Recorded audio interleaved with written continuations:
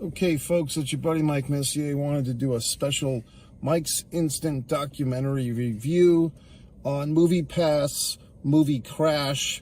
It's a documentary I saw today on the Max app, which HBO. It's so let's discuss it. This movie, I think it's worth a watch. I think it's the type of documentary that you don't have to have your eyes glued on the monitor. I say this from experience. I was doing my own thing on my computer today, and this MoviePass Movie Crash was a nice background fodder on my second monitor, my second computer. Now, that being said, I did catch myself several times pausing and rewinding to catch little moments that I thought were vital to the story. And but you know, some programming you can't really multitask, and this is not an insult to the stuff that I do multitask with. There's certain programs, podcasts, long form interviews that are really good for playing on the monitor while you're doing your own goddamn thing. If you're like me and you have a lot of stuff to do on the computer pretty much daily, it's nice to have like a second auditory experience going on, and sometimes a visual experience where you can kind of peek in and not be locked into something. If it's something that's like a really good program or a sporting event, you kind of have to pay full attention to appreciate. But things like talking head documentaries and podcasts and Shannon Sharpe talking to somebody, you can have in the background, you know what I mean? So this movie kind of fits into that nice niche. It's not a great visual experience. There are some visuals, but nothing that's like you have to pay full attention. But the audio is good. The story is interesting. And I do have a vested interest in this because MoviePass really did affect my life. When I started doing Mike's Instant Movie Reviews, I think that was 2018. The first Mike's Instant Movie Review was a really bad movie, got severely panned, and I think it was the first time that I used the MoviePass app. It was some sci-fi movie with a real... Do you mind? Some sci-fi movie with a really bad title, like the Cosmos, whatever the fuck. It was really panned. Most critics didn't like it. I think my review, I said it's not that bad. I think whatever the fuck movie it was, I was like, if they had done a few things differently. And I did a lot of reviews in that era because I started going to the movies so much with MoviePass. And I was one of those customers. I didn't come on, first thing. I think it was 2018 or maybe late 2017. I got MoviePass, the app. If you're wondering, what is MoviePass, Mike? Well, basically, this is going back about 10 years. And that's what the documentary tells you if you missed the boat on MoviePass. It was an app. It was a paid service where you'd pay a monthly fee.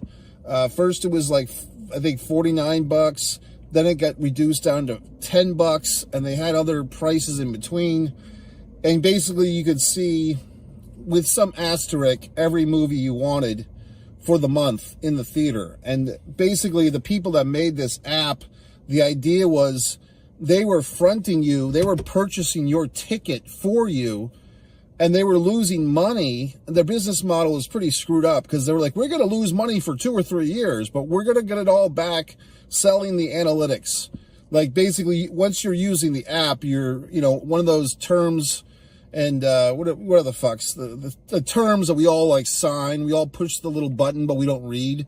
Well, I guess the terms were you're giving up all your information, all your movie-going habits, blah, blah, blah. You were giving to this app, to this system, so they could foster your information and you'd be part of the machine for these app designers to sell your info to whoever the fuck, to film advertisers most likely. Now, here's the thing. That business model wasn't particularly going to work because by the time they got around to selling all these analytics, this company was losing fist over ass because the movie chain theaters weren't really going along with it, and the film distributors had nothing to do with it. It's almost as if these the MoviePass creators had to reach out and try to play nice with the movie theaters, and that's kind of where part of this gets these guys into trouble because the original two guys, like the guy who created this thing and his first business partner who really believed in that guy's vision. I think the first guy's name was Stacy. I can't remember the other guy's name. But basically, they were two, shall we say, African-American gentlemen, and they felt like, if I followed the story correctly, if they felt like, hey, we're not getting taken seriously, we kind of need someone with better connections, someone to get our foot in the fucking door. Although both of these guys were very good businessmen. One was like the science guy, the smart guy, and the other guy was like smart with business and raising funds and stuff. But still, they found this, elder white guy, and they're like, well, he can kind of help us get to some of these other elder white guys and get some money here.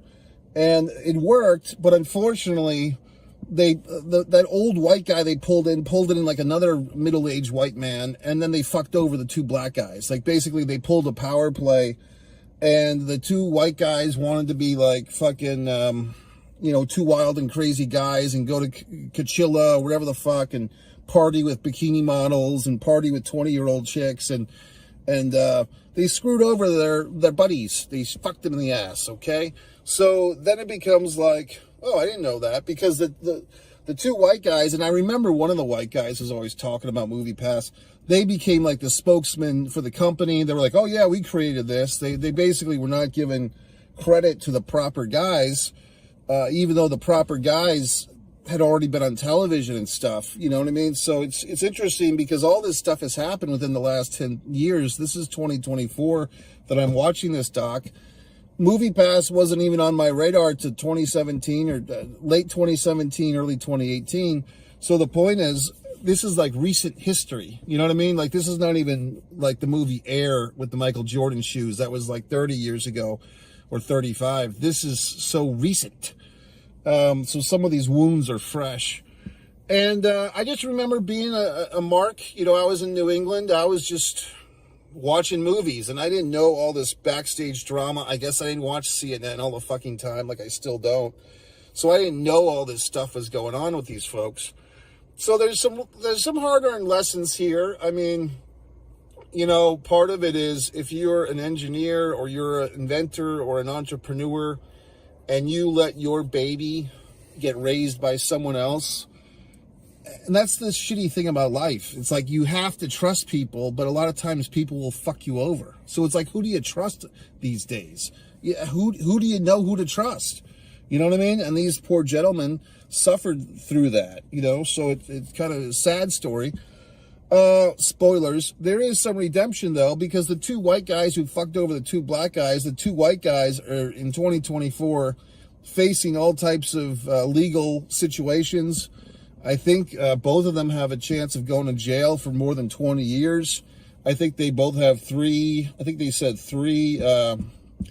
antitrust or whatever the fuck, pending lawsuits against them, I think by the feds, and they could serve hard times, if you would.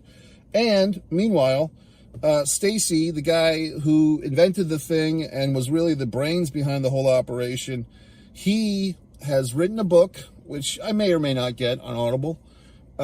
He has actually bought MoviePass, the remnants, and he's brought it up to a point where the company's actually making money, because this is what happened basically. And this is one little nuance the doc did not go into, not by my memory. The model of a subscription-based movie plan, for film goers, that idea that Stacy came up with, whatever his last name is, began with an S. AMC theaters have taken that idea and run with it. Regal cinemas have taken that idea and run with it. I have both of those subscription plans. Cinemark has a much less involved movie plan, which is good for people that don't go see a lot of movies, because you only pay like $11 for one ticket a month. And if you don't use your one ticket a month, it carries over. And if you want to see more than one fucking movie a month, you get a discount on the price. So that's a good one, the Cinemark. So all these plans are really good. And an asshole like me sees all these movies for a fraction of the price that I would have paid. I mean, back in the day, my mother used to purchase me as gifts these AAA things, which I think are still available if you're a AAA member. You can get like these discount movie ticket things. So those are good, but you know, in this day and age, everyone's trying to save $1, all that horse shit. But, you know, get yourself a goddamn subscription to the theater, and we can all thank this gentleman, Stacy, for it. So thank you, Stacy. Because of you and your ingeniousness, I've gone to all these movies, and all these fine folks out here have enjoyed Mike's Instant Movie Reviews for 5 or 6 years now. You might be saying, well, gee whiz, Mike, I want to watch every single Mike's Instant Movie Review there is. Well, you can start right here on One Mike Messier, and then you can wander over to One Pro Wrestling and Sports Fan, because the archives are on that channel, because that channel used to be subscribed to Mike Messier YouTube channel. And then I broke up my own little dynasty on that channel to provide you with this One Mike Messier. There is One Man and a Camera Films, which has my TV show Messier Mantra and all of my wonderful programming, my wonderful short films, my wonderful feature film Blood Sugar Sedace. That's One Man and a Camera Films.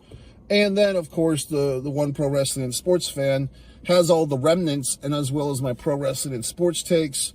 Recently had a big UFC thing. Justin Gaethje getting poked in the eye was a controversial one, and so forth. So I do say this is a good documentary. Is this a great documentary? I don't think so. I mean, I think this is they did, you know, when I say that, it's because the story in some regard is pretty straightforward. If you remembered something called Capturing the Friedmans from like 15 years ago, maybe even longer than that, that movie had like a big swerve in it, that documentary. There's been other documentaries that have like a big reveal or a big change, or like, oh my God, I can't believe that. And then, you know, true crime podcasts are actually kind of the master of that, where you think you're hearing about one loser or one criminal, and then like halfway through, but that person was innocent and this other asshole killed somebody. So then you're like, oh shit, I never thought that the post office guy was the killer instead of the school bus driver. You know, so all these things, this fucking documentary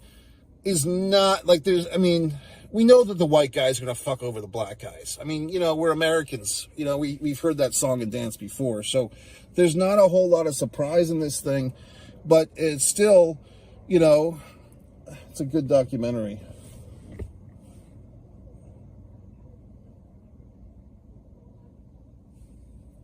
Just some voices.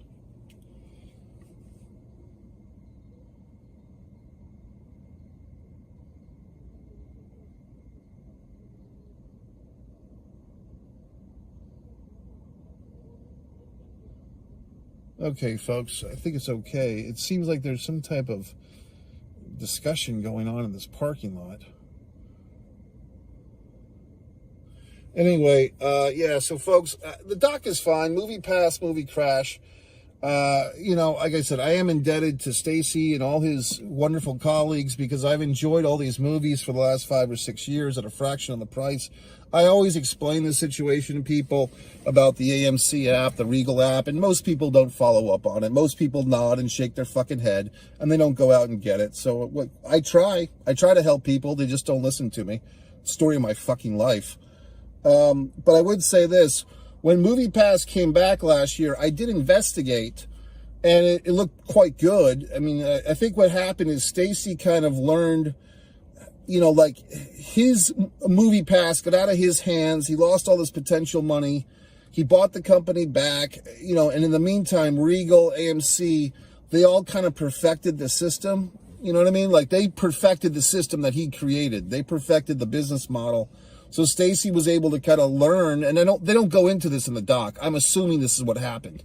You know, because in the meantime, since Movie Crash has been on the fucking sidelines, the Regal app, the AMC app, Cinemark app, I'm sure there's other theaters that do this. Showcase Cinema in Rhode Island did this. They've all put their spin on it, like the subscription model. So then Stacy's able to say, okay, what's working for these assholes, and then perfect the system. But I think all these theaters should give this guy a little, you know, Christmas present or whatever the fuck, because he did this. So good for him. MikeMessier.com. I have to investigate. I don't like what's going on in this park.